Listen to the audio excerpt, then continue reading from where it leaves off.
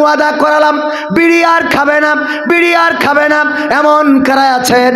কারণ বিড়ি খাওয়া এটা অনেক ওলামায়ে কেরামগণ ফতোয়া দিয়েছেন হারাম। শুধু তাই না, আত্মহত্যার শামিল বিড়ি খাইলে রোগ আছে না নাই? শুধু রোগ না, মুখে দুর্গন্ধ আছে না নাই? এত দুর্গন্ধ যখন নামাজে ইমাম সাহেব বলে ওয়ালাদ্দাল্লিন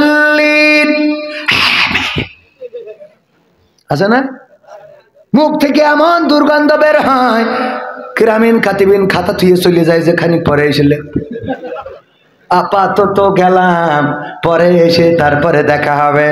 ওগো আমার ভাইয়েরা, এমন বিড়ি ধূমপান করা যাবে? ধূমপান যারা করে তাদের স্ত্রীরা সবচেয়ে বেশি অস্বস্তিতে থাকে। কারণ আমরা যেমন আমাদের সামনে যখন এসে কথা, হুজুর আসসালামু আলাইকুম, আপনার ভালোবাসি, আমি আপনার ভিডিও দেখি, ও বলে আর আমার মনে হয় যে এইখান থেকে পদত্যাগ করতে পারলি বাস। কারণ মুখ থেকে ভক্ত ভালোবাসে। আরে আমার ভক্ত তো বিড়ি খাবে কি? আজহারি ভাইয়ের তৃতীয় দিন যেদিন মাহফিল, যশোরে গিয়েছিলেন না অনেকে? যশোরে 3 দিন ব্যাপী, 1, 2, 3 তারিখে গ্র্যান্ড ফ্লোর আমাদের আদ্দিন হাসপাতাল মেডিকেল কলেজের গাড়ি পার্কিং করতে গেছি, যেই দেখি কয়েকজন যুবক ওর নিচে। আমি আমার দেখিতে বিড়িটা আস্তে করে লুকাইলো, বলে তোমরা কারা? বলতেছে হুজুর। আমি হ্যাঁ না, বলছে তোমরা কারা, এখানে কেন আসছো? বিড়িটা আস্তে করে বের করি, কয় হুজুর এই দেখছেন এই মালটা টানার জন্য আইসি এনে। মানে ওরা তো কয় না, খালি বুঝাই দিলে, হ্যাঁ মালটা টানার জন্য আইসি। আমি বললাম তোমরা কারা? আমাদের কোম্পানির স্টাফ কেউ? এখানে তো ঢোকার এলাও নেই, এখানে গ্রাউন্ড ফ্লোরে তোমরা কেমনে ঢুকলে? আমাদের সিকিউরিটির চোখ ফাঁকি দিয়ে। তোমরা কারা? কোম্পানির লোক? বলছে না, আমরা আজহারির ভক্ত। কার ভক্ত? আজহারি ভাই ভক্ত। এই ভক্ত বেড়ে বললাম এর মধ্যে বিড়ি ঠাইতে সেই গ্রাউন্ড ফ্লোরে এতগুলো গাড়ি থাকে, এখানে তোমরা এখানে শিগগিরই উপরে যাও। কয় হুজুর কোনো জায়গায় পরিবেশ পাচ্ছি না, তো তাই এখানে এসে মালটা ট্রেনে যাই চাইলাম।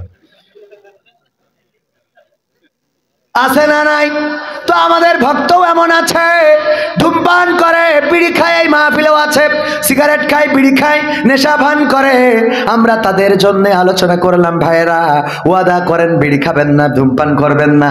কারণ স্ত্রীরা কষ্টে থাকে। কয়জন আছেন সামনে যদি আসেন, আমার লেখা বই দিয়ে পুরস্কৃত করব। অনেকেই সাহস করে 3 জন 4 জন চলে আসলো। একজন বুবাও এসেছে ওয়াজ শুনতে, সে আমার কথা বুঝার কথা না, কিন্তু পাশে যারা ছিল তারা হয়তো বুঝাই দিয়েছে যে হুজুর বলছে যে বিড়ি আর খাওয়া যাবে না। ও বুবা উঠে এসেছে, বলছে আমু তাহলে আজকে তো ছেড়ে দিলাম। বুবাও এসে আমারে বুঝাইলো। যাই হোক, এই জাতীয় বুবা যদি আল্লাহ আমাদেরকে করতেন, মনের কথা বুঝাইতে পারতাম, কথা কেন পারতাম। ধূমপান করা ছাড়ার দরকার আছে না নাই? ধূমপান করব না কারা কারা হাত তোলেন? এতগুলো বিড়ি করে নে, হ্যাঁ হ্যাঁ, আমি বললাম ধূমপান আগামীতে করবেন না। আচ্ছা, আমি একটা জিনিস বুঝলাম না, আমি আপনার বলি না, একটু দাঁড়ান, আমি সাক্ষী দিয়ে দিই। আমার হুজুর বলল কি এখানে ওয়াজ হবে বেশি, গান হবে কম। এখন এই একটা সিরকুট এইছে, হুজুর ভাড়ুখালী মাহফিলের সঙ্গীতগুলো হবে। একটা সিটে এসে হুজুর ভাড়ুখালী মাহফিলের মতো সঙ্গীত ও ডায়ালগ হবে। হ্যাঁ, তারপরে এখানে আর একটা সিরকুট আছে, মুসলিম তুমি কোরআন হাদিস পড়তে পারো না, গজলটা একটু দয়া করে বলবেন। আমার কথা হলো, টাকা দিয়েছে ভাই, উনি বলেছে ওয়াজ হবে বেশি, আমি এখানে 2 ঘন্টা ওয়াজ কুপাই যাবো, একটা গান গাবো না, কোনো অসুবিধা আছে? হ্যাঁ, আপনারা ভাড়ুখালী যারা গেলেন, এই পরের দিন গেলেন কিনা? পরের দিন গেলেন তো তারেক মনোয়ার ভাই কি কইছে যে কবির বিন সামাদের যেন স্টেজে দাওয়াত দেবেন না।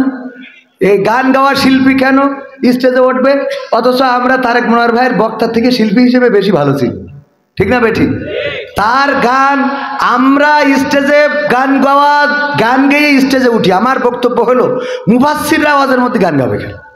আমি তো এখানে লিখাই আছে যে সঙ্গীত শিল্পী কবির বিন সামাদ আস না, বিশিষ্ট ইসলামী চিন্তাবিদ, বিশিষ্ট সাংস্কৃতিক। আমি সাংস্কৃতিক ব্যক্তিত্ব, আমি গান গাবো, নাচবো, ডান্স করবো, ঠিক না বেঠিক? পোস্টারে তো লিখাই আছে আমি সাংস্কৃতিক ব্যক্তিত্ব। সুতরাং না আমি তাকে নাকে দিনতা পলদেশি জানা নেই মুঝে ছেড়কে, হইতে পারে না, পারে না। সাংস্কৃতিক ব্যক্তিত্ব, তাদের কাজ কি? সংস্কৃতি নেই, সংস্কৃতি কি? এইগুলোই তো।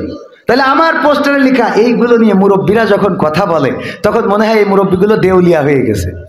কিলিয়া, আউলিয়া না, দেউলিয়া। কিলিয়া দেউলিয়া আউলিয়ারা কখনো মানুষকে আঘাত করে মানুষের সামনে কথা বলে না, ঠিক না ঠিক? আমি আগের দিন ওখানে আলোচনা করেছি, যারা ছিল তারা জানে যে একটা বারের জন্য এই হ্যালো বলি নাই, এবং আমি এই হ্যালো বলিও না মাহফিলে। আগে বলেছি শুরুর দিকে, পরে যখন মুরব্বীরা সংশোধনী দিয়েছে আমরা মুরব্বীদের কথা শুনে পরিবর্তন করেছি। ভাইয়েরা আমার, আমরা বলতে চাই যে আপনারা যেভাবে বলবেন। আমি এখানে বলি এই মাহফিল, একজন বলতেছে ভাই রোজার মাসে ওয়াজ করে দেন। আমি বললাম রোজার মাস ইবাদতের মাস, এই মাসে ওয়াজ করা যাবে না। তো বলছে ওয়াজ করা তো একটা ইবাদত। বললাম পাখা পাইছেন ওয়াজ করা ইবাদত? ওয়াজ করে হুজুর নাই টাকা, কমিটি নাই সিমেন্ট ইট রড বালি, আর শ্রোতারা নাই মজা, ঠিক না বেঠিক? এর মধ্যে ইবাদতটা কই যাবে কন? সবার একটু ধান্দা আছে না নাই? সত্যি বলছি না মিথ্যা বলছি? আমার টাকা না দিলে আমি এখানে আসতাম? তো ইবাদত হইলো তাহলে? মসজিদে যখন নামাজ পড়তে যায় টাকা দেয়, তাহলে ওইটা কি ইবাদত? হ্যাঁ, সত্যি কথা। এই জন্যই হ্যাঁ, তবে এটা ভালো কাজ। কি কাজ? যে আমার টাকা দিয়ে কেউ যাত্রায় গান গাওয়াতে পারবে না, কথা কয় না? আমার টাকা দিয়ে কেউ অপসংস্কৃতি এটা নায়িকা নিয়ে অভিনয় করাইতে পারবে না। টেলিভিশনে আমার ডাক হয়, টেলিভিশনে অর্জুন বলে একজন আছে, আজকেও জনকণ্ঠ পত্রিকার 28 বছর সম্পাদক ছিল। উনি সকালে ফোন দিয়ে বলতেছে আমি একটা পত্রিকার সম্পাদক, তখন পরিচয় দেয় নাই, আমি একটা পত্রিকার সম্পাদক, আপনার সাথে একটু কথা বলতে চাই। আমি বললাম 12টার পরে ফ্রি হব। 12টার পরে ফোন দিয়েছি, কথা বলতে পারিনি, এখানে বের হওয়ার সময় ফোন দিছি। উনি বললেন যে আমি জনকণ্ঠ পত্রিকার 28 বছরের সম্পাদক, আমি আপনাকে ফোন দিচ্ছি একটা বিষয়ে। সেটা হলো যে আমি একটা সিনেমা করব, যে সিনেমা হলগুলোতে আমার খরচে দেখানো হবে, এবং বিভিন্ন মোড়ে মোড়েও আমি আমার খরচে দেখাবো। বয়সের শেষ প্রান্তে চলে এসেছি, তো এই সিনেমাটা মানুষের কল্যাণের জন্য তৈরি করছি। এই সিনেমায় আপনার গাওয়া কি হবে বেঁচে থেকে গানের 3 থেকে 4টা লাইন আমি ব্যবহার করব, এই অনুমতিটা নেয়ার জন্য আমি আপনাকে খুঁজছি, বুঝলেননি? তো উনি আবার অর্জুন বিশ্বাস না কি যেন আমি ভুলে গেছি, অর্জুন দাদা বলে ডাকি। ওনার সাথে বললো, ওনার সাথে কথা হয়েছে, উনিও আপনাকে পছন্দ করেন। এই অর্জুন বিশ্বাস আমাকে ডেকেছিল টেলিভিশনে অভিনয় করার জন্য, যে আপনি আসেন, আপনার যে অভিনয়ের দক্ষতা, আপনি টেলিভিশন অভিনেতা হবেন। টেলিভিশন অভিনয়ে যাই নাই। কেন যাই নাই? আল্লাহর পথ থাকবো, ভালোর সাথে থাকবো, খারাপের সাথে নয়। কথা কি বোঝা গেছে? সুতরাং সমালোচনা করে লাভ নাই। এখন আপনারা আমার তো লাইন হারাইতেছেন, একবার কোন গান গান, একবার কোন ওয়াজ করেন, একবার কোন ভাড়ু খালি ডায়লগ দেন। আমি যাবো কোন দিকে?